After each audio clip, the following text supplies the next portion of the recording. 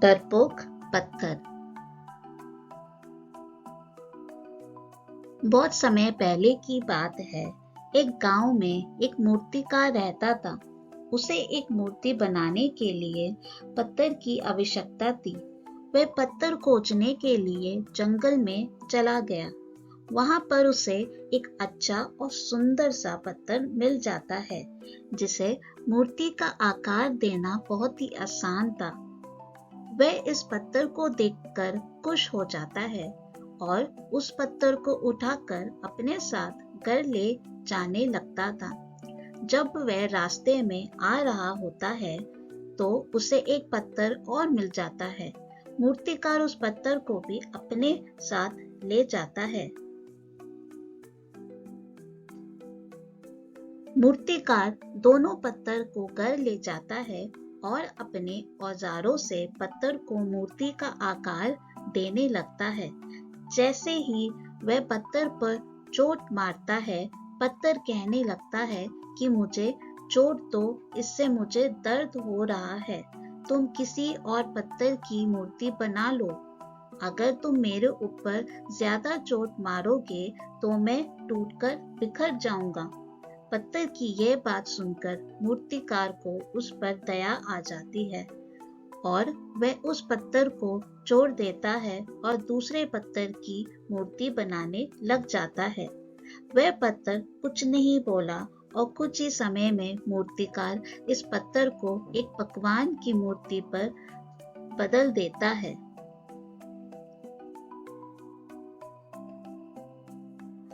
भगवान की मूर्ति बनाने के बाद गांव वाले उस मूर्ति को लेने के लिए आते हैं। जब गांव वाले उस मूर्ति को ले जाने लगते हैं तो वे सोचते हैं कि मूर्ति के पास नारियल तोड़ने के लिए एक पत्थर की आवश्यकता और पड़ेगी।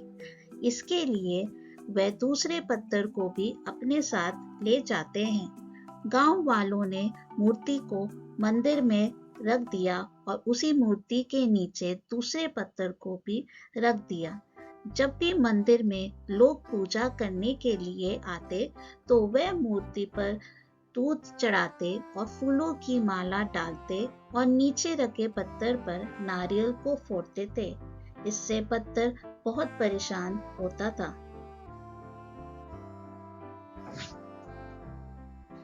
जब भी लोग उस पर नारियल फोड़ते थे, उसको दर्द होता था। इस पर वह पत्थर मूर्ति बने पत्थर से बोलता है कि तुम तो बहुत ही आराम से हो। लोग तुम्हें दूध स्नान कराते हैं और तुम्हें लड्डू का भोग लगाते हैं और मेरी किस्मत तो बहुत ही खराब है। इस बात पर मूर्ति वाले पत्थर ने जवाब दिया कि मूर्तिकार तो तुम्हें मूर्ति बनाना चाहता था, लेकिन तुमने दर्द की वजह से इनकार कर दिया।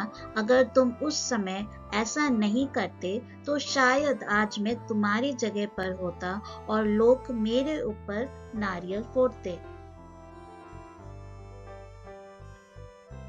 लेकिन तुमने शुरुआत का दर्द सहन नहीं किया और तुमने आराम का रास्ता चुना, जिसकी वजह से अब तुम्हें दर्द सहना पड़ रहा है। ये बात उस पत्थर को समझ आ गई और वह आगे से कभी कुछ नहीं बोला और जब भी लोग उस पर नारियल को फोड़ते वह सभी दुख हंसकर सहता था। जब लोग मूर्ति को लड्डू का भोग लगाते थे तो उस पत्थर पर भी लड्डू का भोग लगाते थे। इस कहानी से हमें ये सीख मिलती है कि हमें कभी भी किसी भी कठिन परिस्थिति में घबराना नहीं चाहिए, क्योंकि शुरुआत में हमारे जीवन में कठिनाइयां आती हैं, लेकिन बाद में सब कुछ ठीक हो जाता है। जो व्यक्ति शुरुआत की कठिनाइयों को सामना करके आगे बढ़ जाता है, उसका आने वाला जीवन पूरा सुखमय हो जाता है। अगर ये वीडियो आपको अच्छा लगे, please like, share and subscribe करें। Thank you for watching.